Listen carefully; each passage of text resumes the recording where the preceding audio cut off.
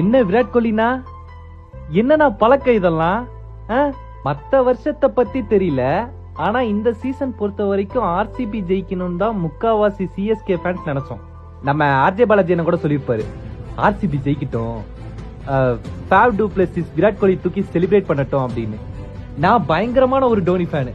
ஆனா நான் யோசிச்சேன், பாவம் இந்த விராட் கோலி ஒத்தாளா நின்னு விளையாடுறாரு டீமுக்காக, தோத்ததுக்கு அப்புறம் சேடா உட்கார்ந்துருப்பாரு. அதெல்லாம் பார்த்துட்டு இவரு ஜெயிக்கணும்னு நினைச்ச எங்களை இவரு சைலண்ட் பண்றாரு.